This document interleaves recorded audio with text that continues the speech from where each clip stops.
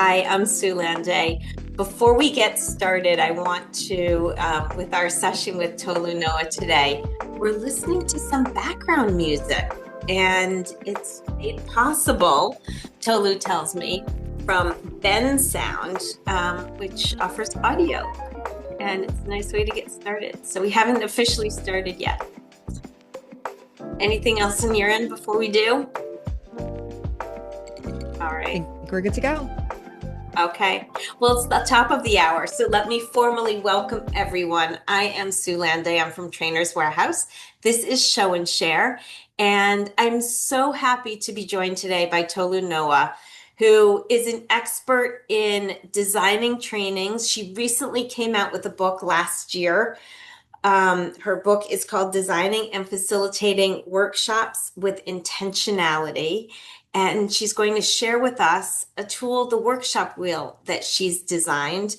So I'm not going to go deep into Tolu's background because there's a lot to say, but what some of the facts that I really kind of love are the fact that she started teaching in K-12 environment and then moved to university and worked for Apple and is now at California State University, Long Beach. And I was asking her about working with all of these different age groups and types of people and where she first started to get interested in teaching, facilitation, training, etc. And I learned that she, like me, has two sisters and used to play school. And I said, okay, so were you the big older sister, the bossy one? Or because I'm the middle one. And so I had a big sister who played the role that Tolu played. Anyway, welcome. We're so happy to Thank have you. you. Thank you so much for that introduction, Sue. And thanks to everyone Hope it's who's not too joining. No, that was great. I much. am so glad you're all here. And our session for today is entitled Using the Workshop Wheel to Design Trainings with Intentionality. And so I'm really excited to share a framework that can be helpful in just, once again, designing our trainings in a way that takes into account all of the important factors. So we're actually going to begin with a Menti poll, and you can either scan the QR code on the slide or you can click on the link that I just pasted in the chat. And once you're on the Menti screen, you'll see a thumbs up icon somewhere on the screen. Go ahead and tap or click on that, and that will just let me know that we are all ready to go. And if you need the QR code, it's here on the slide again, and I'll also paste the link in the chat again too.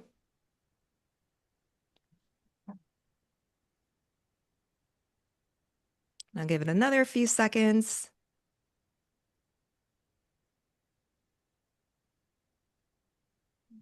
All right. And my question for you all, well, more in a prompt, is what's your hope or dream for training experiences? So you can complete the sentence. My hope/dream is to create training experiences that. So I'll pause and give you a moment to type your thoughts and submit them.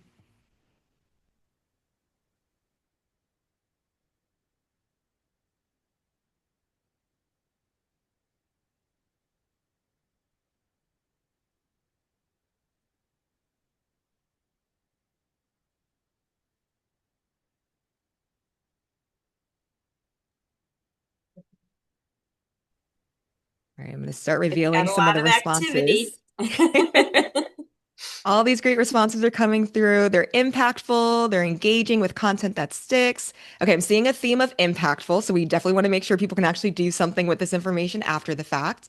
Let's say interactive, engaging, it sticks, it inspires people, creates connections. People fall in love with learning. Beautiful.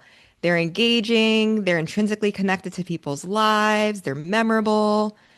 Okay, lots of really great ideas here, and I'm seeing this theme of impactful, meaningful, engaging. It helps the learning stick. And yes, these are all things that we really want to make sure that we're intentional about when we're designing our sessions. And seeing some other thoughts about mindset shift, it inspires, it rejuvenates, and people will be able to engage. So thank you all so much for sharing these beautiful hopes and dream statements. And my hope is that the framework I offer today will be helpful in, once again, realizing these different hopes and dream statements that are here on the Menti poll. So in terms of our agenda for today, I'm going to begin by sharing a quick high-level overview of the workshop wheel model. And then after that, we're going to zoom in on a few of the principles. And then we'll do a recap. I'll share some resources and we'll do a formal reflection.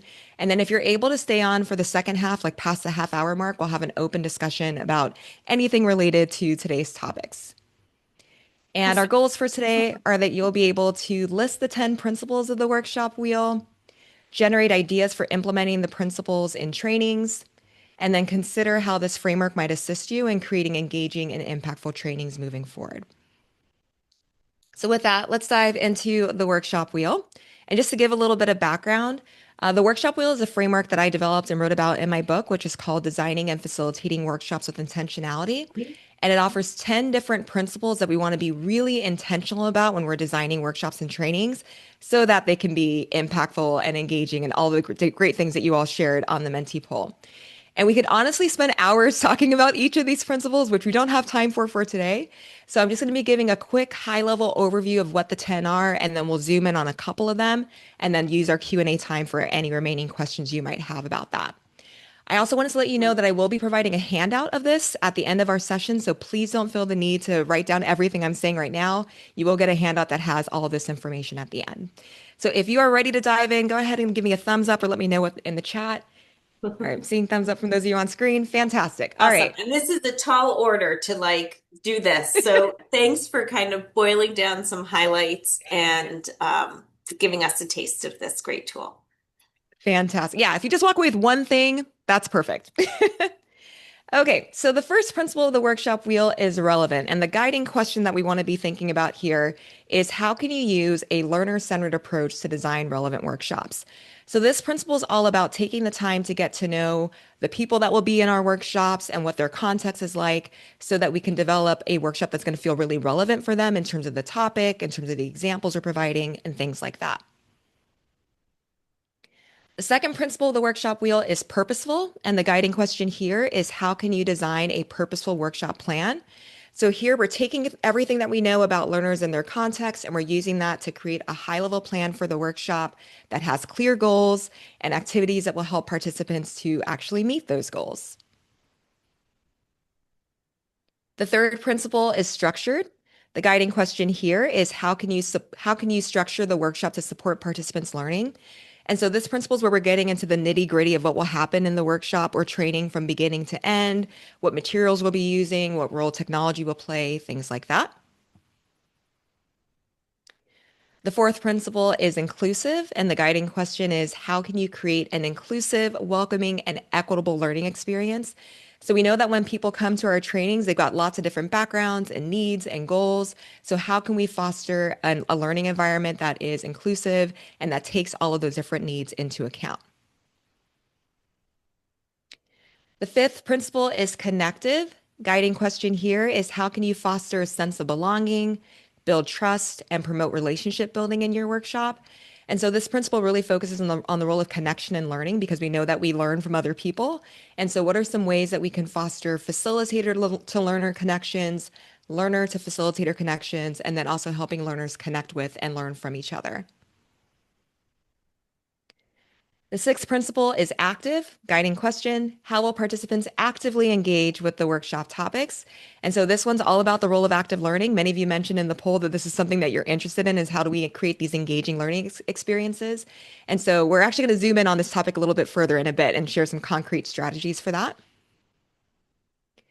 The seventh principle is reflective. Guiding question, how will participants reflect on their learning and determine appropriate next steps? And so we know from the research that it's important to provide time for people to synthesize their learning and consider what they're going to do with it moving forward in order to aid in transfer. And so this principle is all about what are some ways that we can actually foster that reflection and action planning that's important for implementation after the fact. The eighth principle is ongoing. Guiding question, how will you help participants continue their learning after the workshop ends? And this gets to that impactful piece that many of you mentioned on the Mentee poll. What are some ways that we can actually support people with resources or with other forms of support so that they can transfer their learning to their work or extend their learning after the training has ended? The ninth principle is responsive, guiding question. How can you be responsive to participants before, during, and after the workshop? So this principle is all about the importance of inviting questions and being responsive to the group so that we can ensure that the session is really meeting their needs. And then the last principle is distinctive, and the guiding question is how will you bring who you are to your workshop design and facilitation approach? And so this principle is all about the personhood of the facilitator and how our unique identities, beliefs, values, and experiences shape our unique approaches to workshop design and facilitation. All This right, is so I'm so just, rich and so wide. We needed to just pick two, so we might have to have you yeah, back, go back and do a few more. Let's dive happy in. to return. Happy to do that. Yeah, and once again, I wanted to make sure that there's once again there's kind of like a concrete way of just things that we want to be thinking about because I'm sure as I was going through these principles, you're probably thinking to yourself, "Oh yeah, I think about that and I think about that," or this one, "Oh, I do that, but it's not something that's maybe top of mind." So this is just a way to kind of keep all of those ideas top of mind when we're designing trainings. So with that, we're going to pause for a little bit of retrieval practice. If you're not familiar with retrieval practice, this is a strategy from the science of learning where you just have people recall from memory what they previously learned. And research shows that the more you have people recall information, the more likely it is to stick. And so, in preparation for our next activity, I'd like you to just grab a sheet of paper. It could be a scratch sheet of paper, a post it note, or if you don't have paper nearby and you have your phone, you can open up an app, like a writing app. And you're going to number the paper from 1 to 10. And then just type ready in the chat or give me a thumbs up once your paper is all set up and good to go.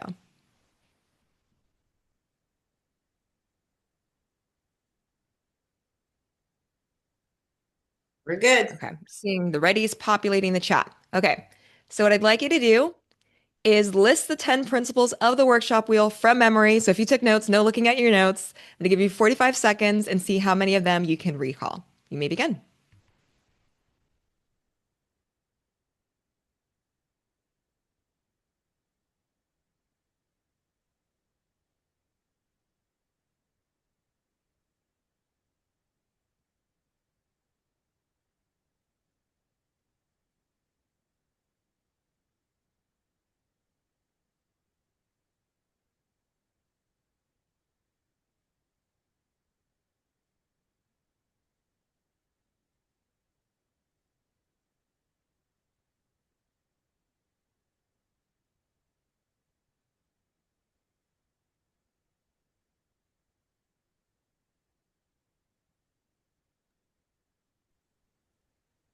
All right, go ahead and wrap up whatever word you're currently writing.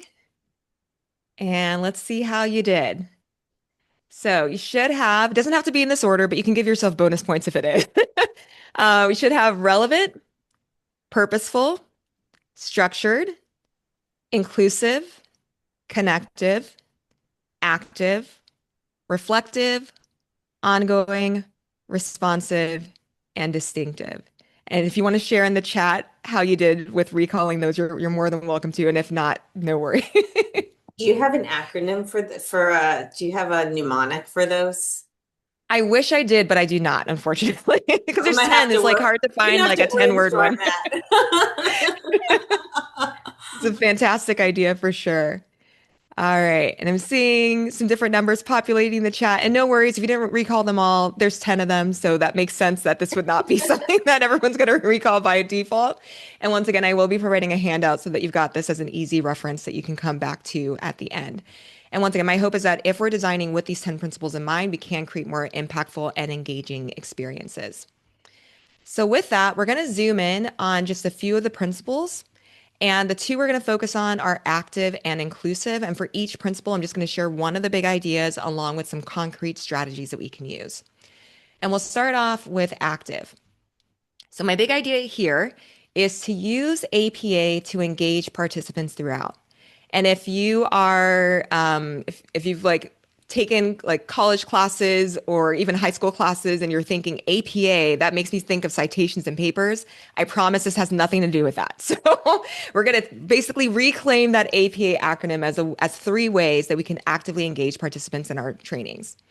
So the A in my version of APA, okay, John's like, thank goodness. So the A in my version stands for activate prior knowledge. So this is the idea that when we're facilitating a training, we want to include some type of activity at the beginning that's going to help participants think about what they already know about the topic. So why is this important? Well, research shows that learning always builds on a store of prior knowledge, and we interpret and remember events by building connections to what we already know. So when we ask participants to recall information related to that topic, it actually serves as a hook that can help them retain all of the new information that our training might be addressing. And so I'm just going to share two examples of activation strategies, and we'll do some brainstorming in a bit of other strategies we could use as well. So one strategy that I like to use in trainings to help participants activate their prior knowledge is called an anticipation guide. And the way this works is you prepare a handout that has a few different columns. The first column would say before workshop or before training, true or false. The second column has statements. The third column is after workshop, true or false. And then the fourth column is notes. And basically, in the statements column, you would generate statements related to the topic of your training. And you would intentionally include some statements that address common misconceptions people might have about the topic. So if I was doing a workshop about flipped learning, I might include statements like flipped learning can only be done in on-site sessions and things like that, which is a common misconception about flipped learning. And so at the beginning of your session, you would give participants a few minutes to read the statements and mark in the first column whether they think each one is true or false. And then you would also invite them to maybe pair up with someone, either in breakout rooms or if they're on site, turn to a neighbor and discuss what they put for each of those statements. And then you tell them, okay, put your anticipation guide to the side. You continue with the rest of your workshop or training. And at the end, have them revisit that anticipation guide and complete that third column with whether each statement is actually true or false based on everything they learned in the session. And they can also include notes to support that. And so this is a really great strategy for not only encouraging that activation of what they already know, but also helping them reflect on what's actually true or false at the end. And I see a question in the chat about sample activation strategies. Yeah, so I'm sharing two now. We're going to do some brainstorming in a bit, and I also have some resources that I'll share at the very end. And Gigi says it's like a pre and post test. Yeah, so it's kind of like a slightly different version of that. Another example of an activation strategy we can use is called a knowledge rating, but it can also be a skill rating. And so with this one, you prepare a handout where the first column lists the main topics that you plan to address during the training. And then the remaining columns have different levels of proficiency. So I don't know what this means. I have seen or heard this before, but I don't know the meaning. I can explain the meaning of this, or I could teach someone else how to do this. And so once again, at the start of your training, give them a few minutes to read each of those concepts that you're planning to address, mark their level of proficiency for each one. And you could also revisit this at the end to see if after the training, they feel more confident than they did before. And the same strategy can be done with skills. So you might list different skills like if you were doing an accessibility workshop, I know how to create descriptive hyperlinks. I know how to add alt text, and they could rank themselves from I don't know how to do this yet, all the way up to I know I could teach someone else how to do this. So those are two strategies for activating prior knowledge. The P in the new APA stands for process new information. And this is the idea that as we are actually facilitating the training, we want to include some pause points throughout that can help participants process the new information they're learning. We don't just want to like talk at them for 50 minutes and at the end be like, okay, what do you remember? And processing activities can be done solo, where you're just having participants write or think on their own, or they can be done with others where they're discussing ideas or working on activities together.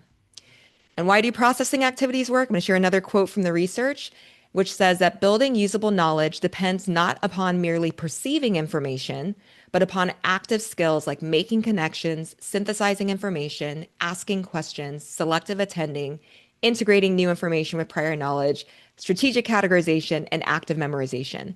So the more we're having people do these types of things, making connections, asking questions, attending to specific information, that's going to help this information stick. So I'll share two examples of processing activities that I personally like to use. One is called TQE, which stands for Thoughts, Questions, and Epiphanies. And this comes from an educator named Marissa Thompson. And she does it in a slightly different way, but my version of it is after I've maybe talked about a concept for, 5 or 10 minutes, I'll pause and I'll invite participants to share their thoughts, their questions, and their epiphanies about what we've just talked about. And this could be done on sticky notes, or it could be done in a digital whiteboarding tool like Miro or Padlet Sandbox, or even just having them share verbally. And that way you can address anything that's top of mind for the group before they proceed to the next part of that. Okay, Jarina's excited about that technique. Yeah, and this is a simple one that you could use in pretty much any training, right? Just including a TQE pause. Another example is discussion partners. This is one that would be more for an on-site training.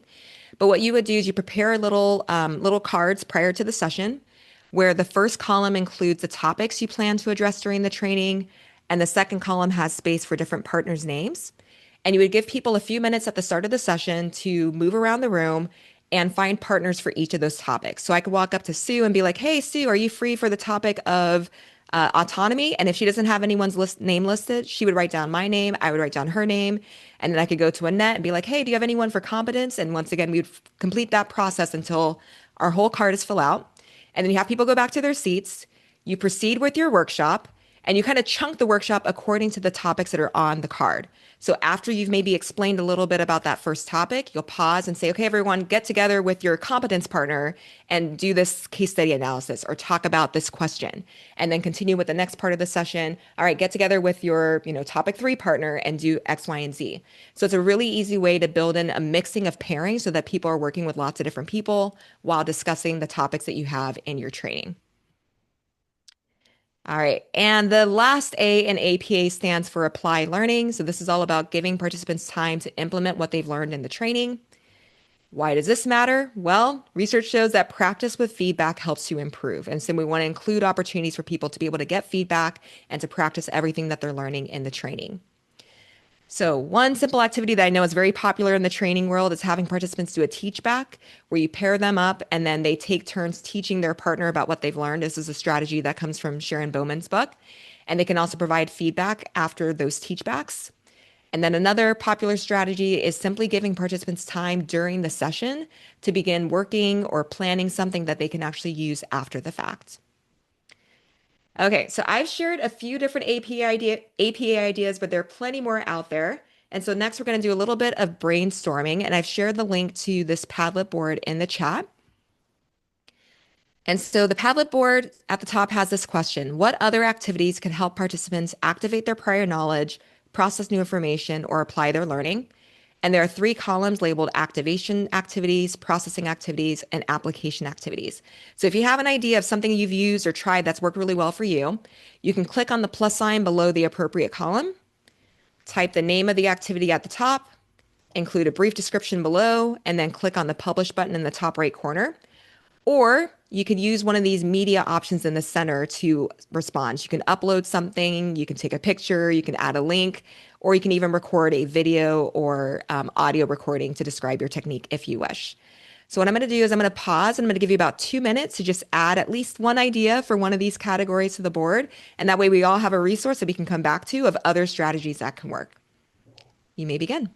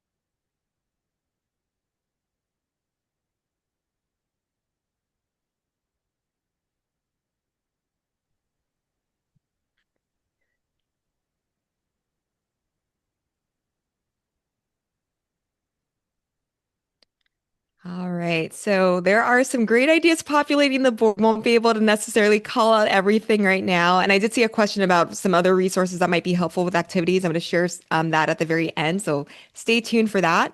And I'm also seeing a lot of really great action planning activities, like having people create an action plan or teach or do a Jeopardy game.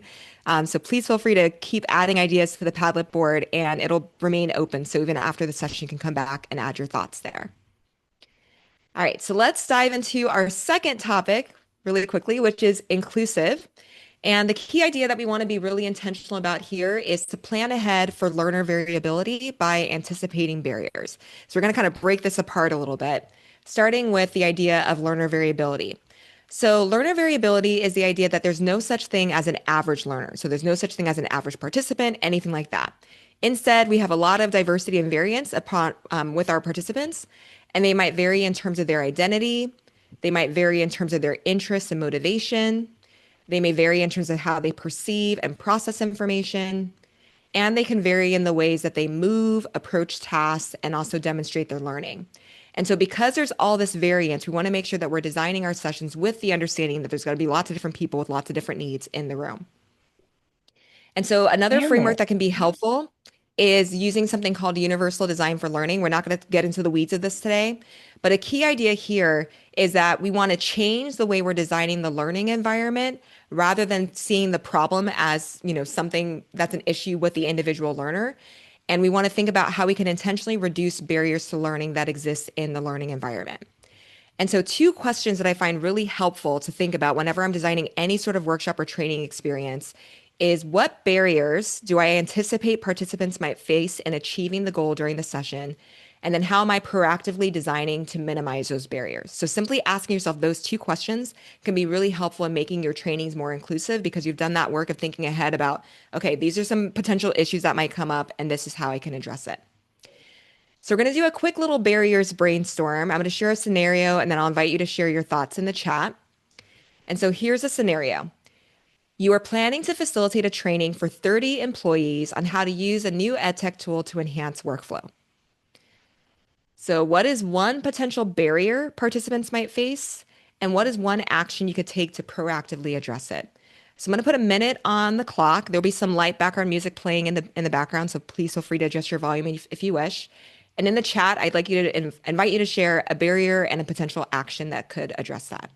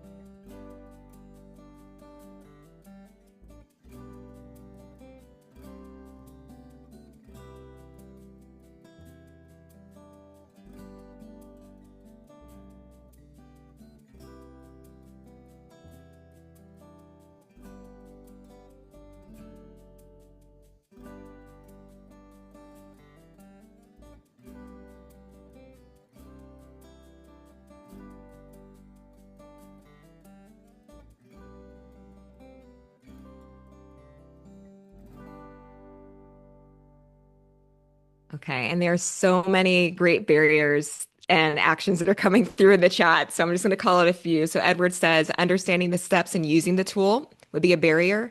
So an action would be to include a handout or guide for specific situations. Fantastic. Let's see. Patricia says, recognize new tech can be challenging. Advise that you'll have training sessions and mentors to work with. Fantastic.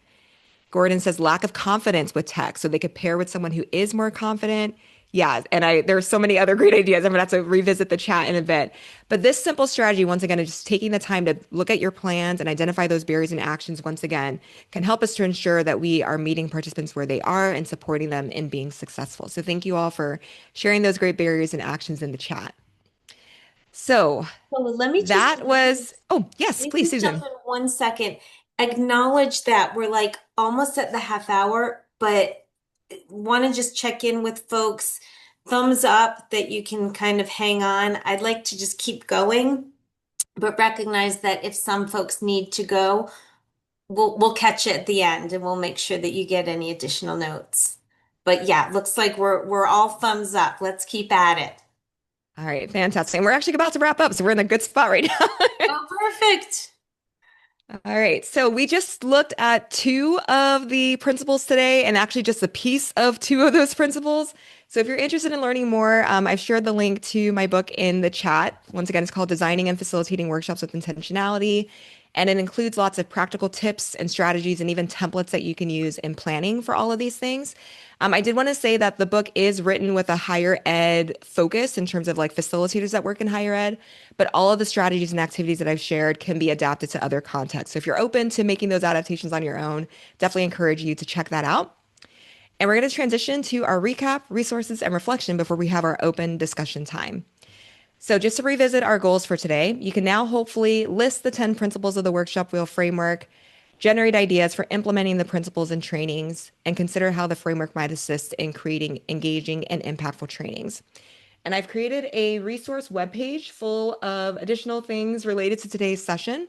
So you can click on the link that I just shared in the chat or scan the QR code on the slide. And on the resource webpage, you will find a workshop wheel sketch note. So if you want to print out that workshop wheel and have it nearby so that you can reference it whenever you're designing trainings, that is linked there. I also linked the opening Menti poll activity. I linked the Padlet board. We're going to be doing this reflection in a moment, so stay tuned for that. And then I've linked my book. And another thing that I've linked is a page called Favorite Facilitation Things. So this is a list of all of my favorite books, podcasts, websites, YouTube channels, webinar sources, tools, gear, etc. And I'm constantly updating this. So if you are interested in just kind of diving deeper into other facilitation resources, I hope that this will be a helpful tool that you can come back to. All right, so with that, we're going to transition to our reflection activity. This is called Wow, How Now? And I learned about this strategy from two educators named Leticia Citizen and Kia Turner. And we're basically going to reflect on a wow, which is going to be a key takeaway, a how, a remaining question, and a now, which would be an action item. Okay, I see a question in the chat. Can I share the website again? Yeah, so let me share the link to that in the chat one more time. There's just And so much here, Tolu. I'm there's a so lot, yeah. And so so excited. everything is linked here. Yeah. All right. So I just put the link in the chat for the Padlet sandbox. You also have the option to just share it in the chat. And on the Padlet sandbox, you'll find three cards. So the first one says, wow, a key takeaway, how, a remaining question, now, an action you'll take. And you can use the little cards on the side to go between them. On the right side, you have three different options for how you can post on this board. So if I click on the sticky note icon on the right, it'll bring up different colors. I can choose a color and then click somewhere on the card, type my little note just like so. Or if you prefer, you can record your video or audio reflections using the camcorder or microphone icons here on the right. So I would love to pause and give you a moment to add any wows, hows, or nows to the board, and then we'll transition to our discussion for the remainder of our time.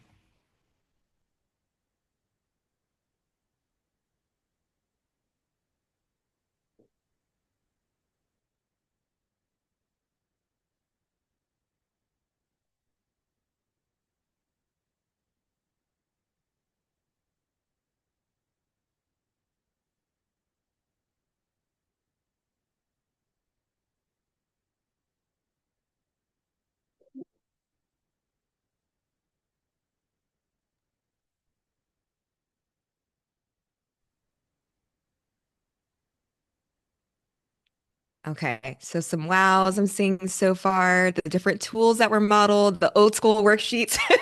Yeah, analog, we need to make a comeback, right? Everything doesn't have to be tech all the time. Okay, so some love for the APA acronym. Awesome. So I hope that that's helpful and just kind of remembering these are three simple ways to incorporate active learning into any session. Um, let's see.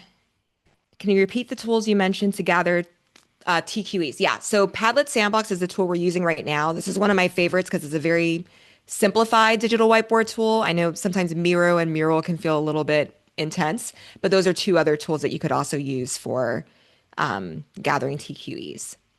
We All also right. will be Yeah. posting the this whole session on our show and share site. So if you need to kind of go reverse, back up, listen to something again, it'll be there for you. Awesome. All right, and let me see if we have what hows we have. Do I host workshops? Yes. So it's part of my day job, and it's also something I do completely separate. So I love facilitating learning for lots of different contexts. So yes, that is something that I do. Of the resources provided, what are the two you most recommend? Okay, so let me go back to my favorite facilitation things page. I would say in terms of books, my two, ooh, this is hard. I'm going to say three. Okay. So I'm going to say The Art of Gathering for just kind of general gathering principles that can be really helpful.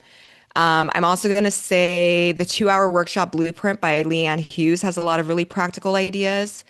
And then I will also say Design to Engage by Beth Kugler Blom, who also has a really fantastic podcast called Facilitating on Purpose, which is really great for just learning strategies from other facilitators. Let's see. Would you do APA at different stages of a workshop? Great question. So yeah, I like to think of it as beginning, middle, end. So A, the first day, activate prior knowledge, I would do at the start of the workshop.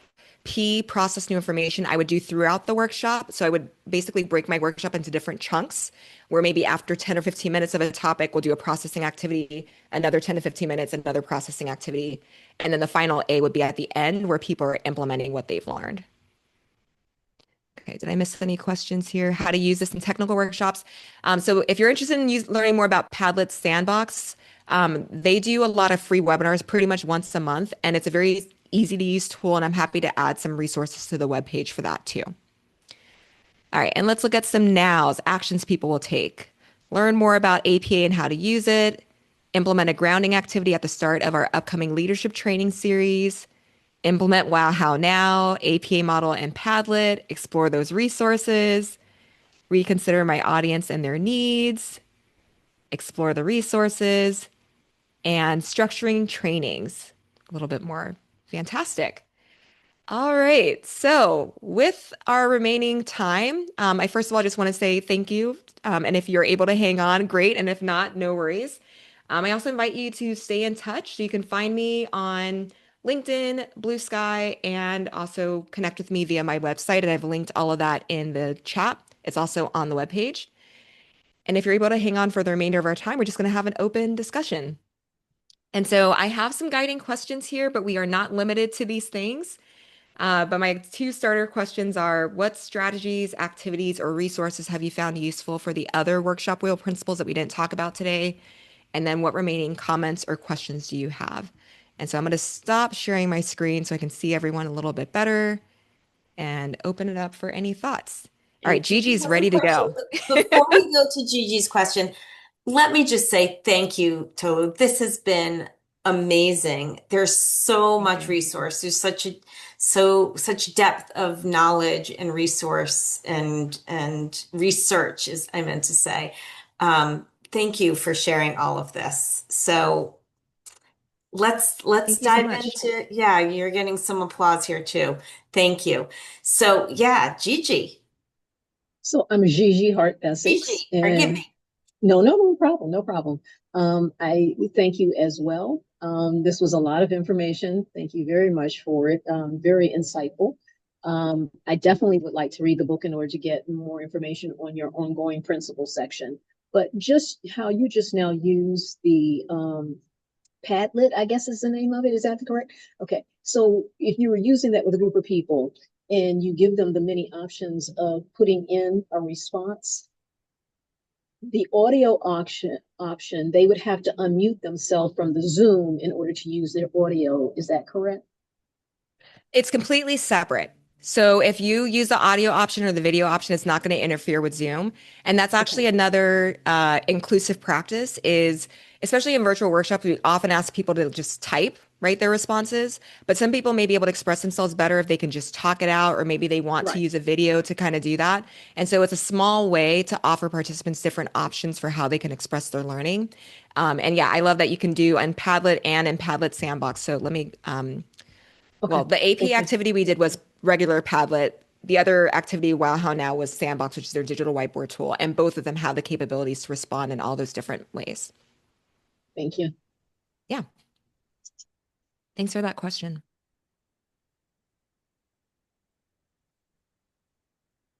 What else? What else?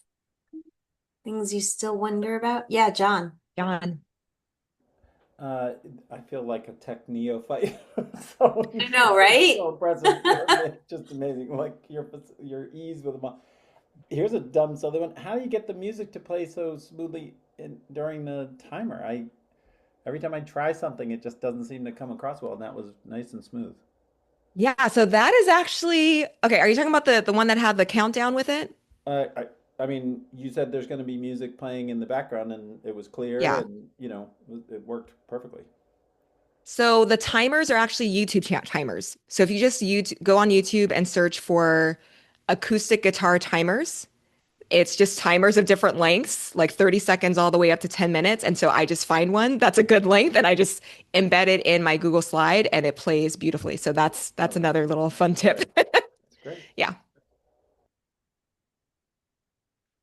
I know you modeled so many tricks and tips and activity and bundled that together and adding in the research that substantiates it and just a really a rich half hour. Wow, thanks. Thank you. Questions about maybe any of the other workshop wheel principles or things you're doing? I want to make sure this is not a space just for me to share my ideas, but I know you all are doing fantastic things in your own work of maybe strategies that have worked really well for you for creating meaningful and impactful learning experiences. And you can feel free to unmute or share in the chat. Tolu, I have a question regarding the presentation. You were presenting, it didn't like through PowerPoint, you were presenting through something else today. Do you have a preference on what you present through? I pretty much 100% use Google Slides. So that's my personal preference. I did used to use Keynote quite a bit, but because a lot of what I do tends to be like needing to navigate between different websites, for me, Google Slides is best. I know a lot of other people like Canva or PowerPoint, but yeah, that's my personal favorite. And that's when my next question, because I was going to say, was it easier to use the other tools with the Google Slides, do you find, versus PowerPoint? Sometimes PowerPoint's all the embedding and all that just gets Yeah, tricky. yeah.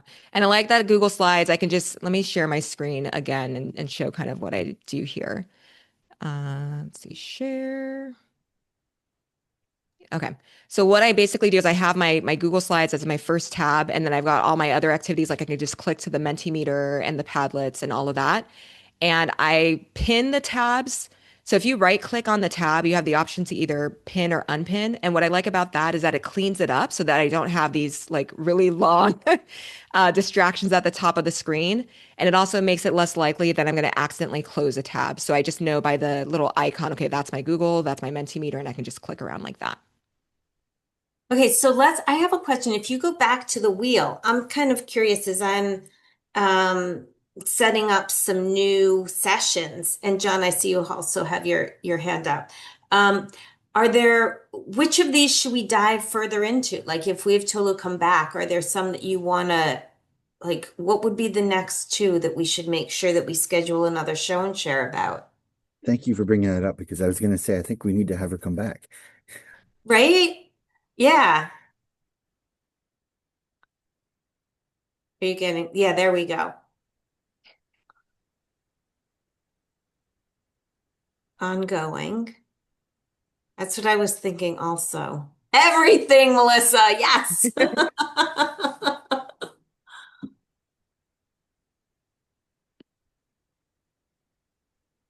John, you've got a question? Okay. Are Thanks, you everybody. noticing Tola, we're going to get back on this.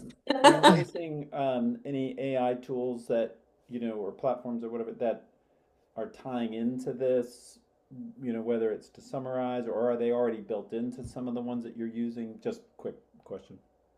You're asking if I was using AI for like Like, any are you AI noticing tools in my that, facilitation? yeah, are you noticing certain ones that connect to these tools, or maybe it's already embedded in the things like Menti and Padlet or whatever, or just curious? Great question. So Mentimeter does have an AI feature built into it. I don't know if this one has it enabled. Let's see. Yeah, it does. Okay. So with Mentimeter, when people submit their responses like you all did here, If I press the space bar, it will automatically group them based on similar themes. So if you're facilitating a session that has hundreds of people, this could be a really easy tool because you could just kind of be like, okay, here are the key themes. And if I click on a specific theme, it'll have the examples that relate to that built in. So that's one. And then Padlet has an AI image generator built into it. So if I go here to post, okay, and I disabled it for this one. Basically, in Padlet, you can choose which tools you want people to have access to. And so I limited the board to just these five tools here, but there's an AI image generator one that you can enable, and then people can just type in a description and it will automatically create an AI image for them. And Padlet also has the ability to, you can basically give it a prompt and it can generate a board for you. I don't personally use that feature, but it is built into that. Thanks. Yeah, Gordon. My question is just about the 10 um, aspects. So which one of those do you find is the most time consuming or the most difficult? Uh, do you have to dedicate most attention to when you're going through the wheel before a workshop? That is a great question and a hard question. Um, I would say time consuming would probably be the planning elements, which would be like the purposeful and structured pieces because you're kind of mapping out exactly what's going to happen in there. But then I would say inclusive can be tricky when you're trying to think about how do I balance all of the different needs of the group and ensure that people are getting what they need. And so it's a little bit, it's different types of hard, but all very important. And that's why I like the wheel model too, because it's not putting one above the other. Like all of these really are important to create a meaningful experience. And so we want to be intentional about like what we're doing with these different areas. Benita, do you want to unmute and talk through this a little bit?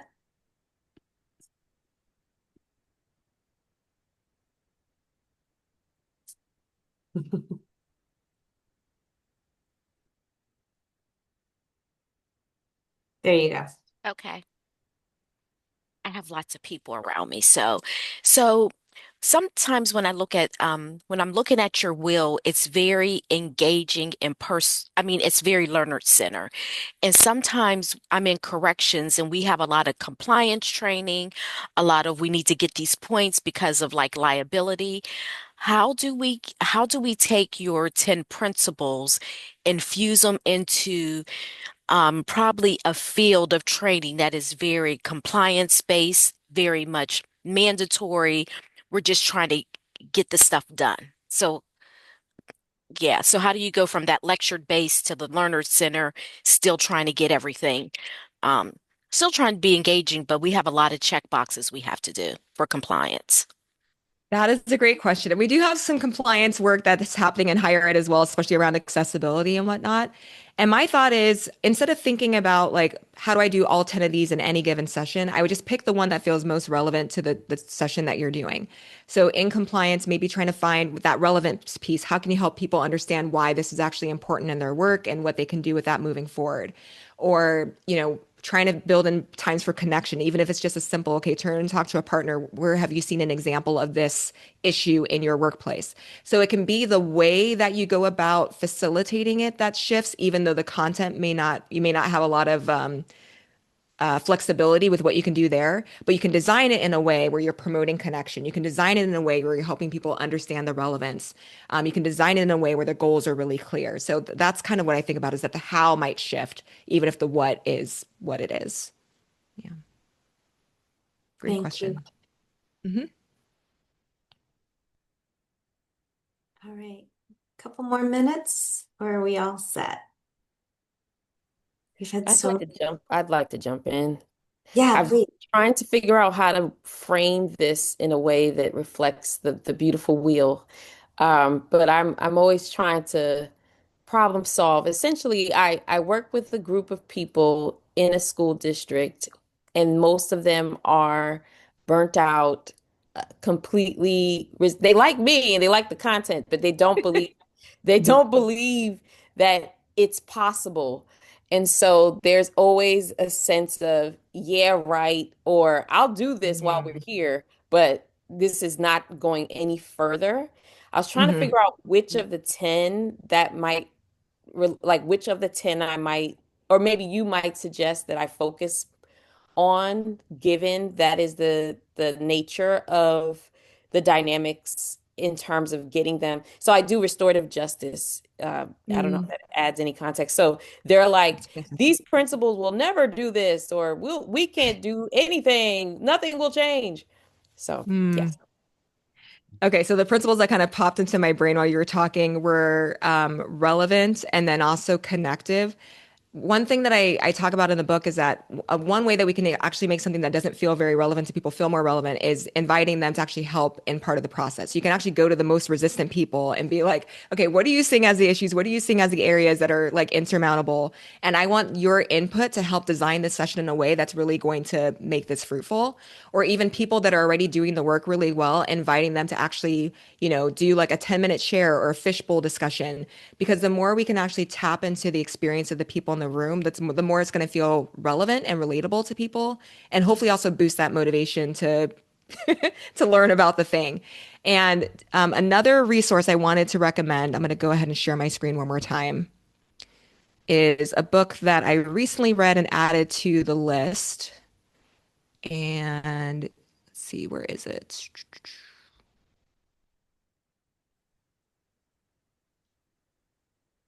Looking for the title. Oh, here it is. The Presenter Survival Guide. So this book is fantastic because it has 30 common dilemmas that people will experience in workshops and training situations. Like people are really resistant and they don't want to learn about the thing, or Mhm. um, you know, all sorts of dilemmas. I'm blinking right now, but they also talk about the importance of like how can we actually bring in the expertise of the group to make this feel more relevant and things like that. So if you're interested in just kind of addressing common dilemmas, this is a really good book to check out. Would Thank you so you much. would you have an open conversation about that and say, sort of label the elephant in the room and say, I know that this is the thing, like, how do we deal with this together? Or are you Mhm. talking more about doing that beforehand when you're designing? Like, how do you think about raising something like that in the moment? Dangerous or Yeah, I help? think it depends on the group and what you know about them. So yeah, I've done the same thing where like I know that this is not our favorite topic to talk about, but we do need to do this. And my goal is to make sure that even if this is not like, rainbows and butterflies, that you walk away with one thing that's helpful in your work. Like even just framing it as like, I get it. And my goal is to make this as like pain-free and as applicable as whatever as possible can be a way to just kind of acknowledge like you said, the elephant in the room. Yeah, and maybe have them explicitly say, like, what are your reservations about this? Hmm. What are the things, what are the roadblocks that you're going to anticipate? Because maybe at the end we can, if you think this is going to go nowhere, we can't implement it. Like, let's have that conversation and figure out what those hurdles are that we're going to need to overcome. Let's make sure that you have, a means to air those issues and we can solve some of that, or at least And try to. John, yeah, and John put some fantastic language in the chat. This training is not a magic bullet that will solve all of your problems, but it will give you some tools and ideas that you can use. Yeah. Thank you. Thanks, Thanks for Jen. that, John. Thank you.